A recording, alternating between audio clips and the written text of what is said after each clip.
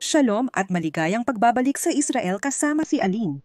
Ngayon, ang ating pakikipagsapalaran ay sa Masada, isang kamanghamanghang lugar na may 2,000 taon na sa gitna ng disyerto. Handa na ba kayo? Tara, sumama na kayo sa akin.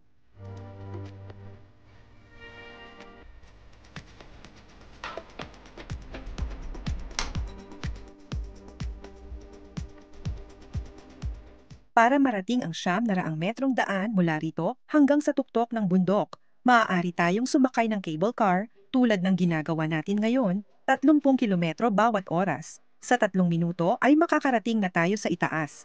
O kung gusto mo namang mag-adventure, maaari ka ring umakyat ng naglalakad. Nandyan sa ilalim natin ang daan na tinatawag na daan ng ahas. Pero kailangan mong nasa magandang kondisyon ng katawan. Bukod pa sa mahigit 1 kilometro ang layo, mahigit 300 metro rin ang paakyat. At kung gusto mo ring umakyat ng naglalakad pero sa mas madaling paraan, pwede kang dumaan sa daan ng rampa na makikita ninyo mamaya. Ang Masada ay isa sa mga pinakakamanghamanghang gusali ng sinaunang mundo. Kaya sisimulan na natin ngayon ang pag-alam sa mga gusaling ipinagawa ni Haring Herodes. At manatili kayo sa amin hanggang sa dulo dahil kamangha-mangha ang katapusan ng kwentong ito. Si Haring Herodes, sobrang paranoid siya. Palagi niyang iniisip na may mga taong gustong agawin ang trono niya, patayin siya, o mag-alsa laban sa kanya. At dahil dito, ipinatayo niya ang Masada, na isang kastilyo sa loob ng isang kuta sa tuktok ng bundok, sa gitna ng disyerto ng Judea, isang lugar na hindi mapasok ng kahit sino.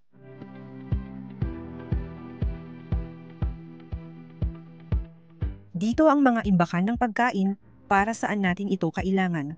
Dahil kung sakaling magkaroon ng isang rebelyon, kukunin ni Herodes ang lahat ng pagkain ito mula sa mga imbakan at magkakaroon siya ng sapat para hindi na kailangang pumasok o lumabas ng kuta na ito sa buong panahon ng rebelyon.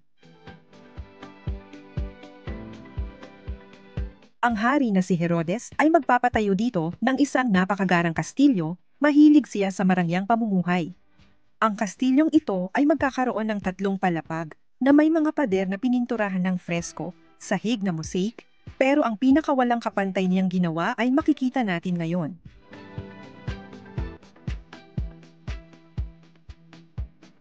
Ano pa bang mas matindi kaysa sa isang palasyo na may 3 palapag, isang personal na swimming pool, at hindi lang yon, isang buong spa, kasama na itong bahagi na ito na isang heated pool. Isipin mo kung gaano karaming karangyaan ang kailangan mo para magkaroon ng heated pool sa gitna ng disyerto. May balita ako ngayon na sasabihin sa inyo. Mamamatay na si Haring Herodes at ang Masada ay iiwan na. Mga 70 taon pagkatapos, nagsimula ang malaking rebelyong Hudyo laban sa mga Romano. At isang grupo ng humigit kumulang 1,000 Hudyo ang umakyat sa bundok at nagsimulang manirahan dito. At itinayo nila ito dito. Ito ay isang sinagoga. Isa ito sa mga pinakamatandang sinagoga sa buong mundo na natagpuan na. At sa sinagoga, may ganitong silid. Dito iniingatan ang mga pergamino, ang mga sagradong teksto ng Hudaismo. At alam nyo ba kung para saan na ito ginagamit ngayon? Halika, tingnan niyo.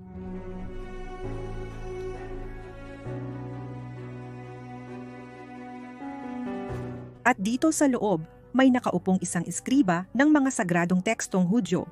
Gusto kong tanungin siya kung bakit niya pinili ang Masada bilang lugar para gawin ang trabahong ito.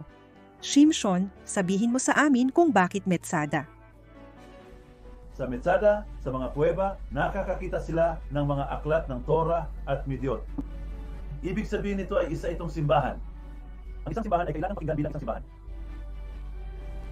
Meron kaming mga aklat ng Torah, nagsasagawa kami ng bar mitzvah, nagsasagawa kami ng mga kasal.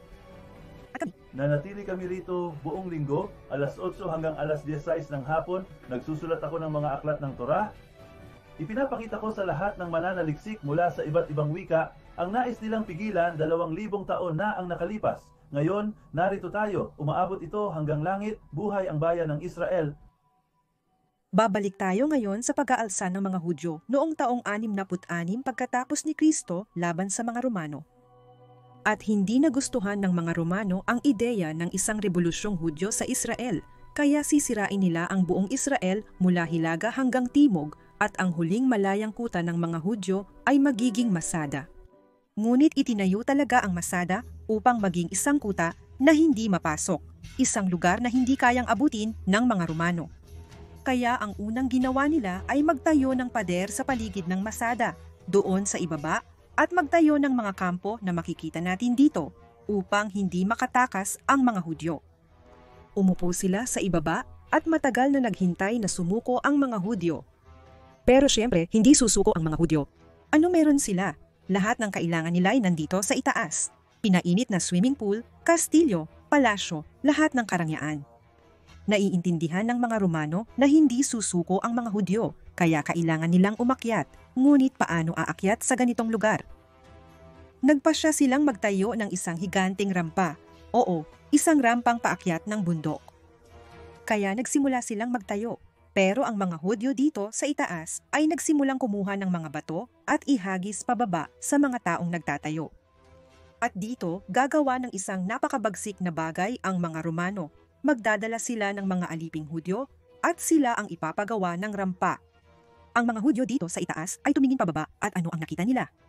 Mga aliping Hudyo. Mayroon silang malaking dilema. Itatapon ba natin ang mga bato sa kanila o hindi? Kasi kung itatapon natin ang mga bato sa kanila, nasasaktan natin ang mga inosenteng tao. Pero kung hindi natin itatapon, matatapos tayo na katulad nila. Ano ang gagawin natin? At ang desisyon ng mga tao sa Masada ay huwag maghagis ng bato at ang rampa ay patuloy na umaakyat, umaakyat, umaakyat, umaakyat hanggang sa makarating ito sa Masada, pupunta sila at ngayon sisimulan nilang hampasin ang mga pader ng Masada hanggang sa makagawa sila ng butas at handa na silang pumasok sa Masada at sakupin ang lugar. At nang tumingin sila pataas, nakita nilang magtatapos na ang araw, palubog na ang araw, kaya nagpasya ang mga Romano na bumaba, maghintay hanggang sa pagsikat ng araw at bumalik dahil ayaw nilang lumaban sa gabi. Kaya ngayon, buong gabi tayo dito sa itaas ng Masada at ang mga Hudyo ay nagtatanong sa kanilang sarili, ano ang gagawin natin? At ito ang kanilang dilema, tumingin sila pababa. Nakita nila ang rampang iyon at nagtanong sila kung ano ang dapat gawin. At dumating si Eleazar ben Yair, ang pinuno ng rebellion dito sa Masada, at sasabihin niya ang mga sumusunod na salita. Mga mahal kong kasamahan, matagal na nating napagpasyahan na hindi tayo magiging mga alipin ng mga Romano. Tayo ang mga unang nag-alsa at tayo rin ang huling lumalaban sa kanila. Maaari pa rin tayong mamatay ng marangal, magkakasama kasama ang ating mga mahal na kaibigan. Hayaan nating pumanaw muna ang ating mga asawa bago sila makaranas ng anumang uri ng pang-aabuso. At ang ating mga anak bago pa nila maranasan ang pagkaalipin. Pero una, sunugin natin ang ating pera at ang kuta. Itapon natin ang lahat maliban sa ating pagkain dahil sila ang magiging saksi na hindi tayo natalo ng pangangailangan, kundi ayon sa ating orihinal na pasya na mas pipiliin natin ang mamatay kaysa sa maging alipin. At eksaktong desisyon na iyan ang gagawin nila. At bawat lalaki ay kukuha ng sariling buhay at ng buhay ng kanyang sariling pamilya. At ang huling 10 lalaki ay magsusulat ng kani-kanilang pangalan sa isang piraso ng seramika. At pagkatapos ay magsasagawa sila ng bunutan. Ang pangalan na mabubunot ay siyang papatay sa siyam na natitira at pagkatapos ay itatarak ang kanyang sariling espada sa sarili niya. At lahat ng mansanas ay masisira maliban dito sa mga imbakan ng pagkain na nakita na natin sa simula.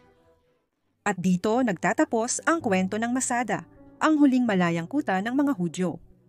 At hindi magkakaroon ng kalayaan ang mga Hudyo sa Israel hanggang taong 1,948 makakalimutan ang Masada sa paglipas ng panahon at pagkatapos 1,900 taon ang lumipas. Muli nating matutuklasan ang kamangha-manghang at kahangahangang kwentong ito. Kaya't ang Masada ay hindi mo dapat palampasin sa iyong pagbisita sa Israel. Dito pinagsasama ang nakaraan at kasalukuyan. Isang lugar na may 2,000 taong gulang na sinagoga, ngunit may mga kontemporaryong manunulat pa rin, kung saan tumatanggap ng insignya ang mga sundalong Israeli. Kaya mga kaibigan, sana nagustuhan ninyo ang video natin ngayon. Kung nagustuhan ninyo, i-share ninyo ang video na ito sa mga sa tingin ninyo ay magugustuhan din, i-like ninyo at hanggang sa muli.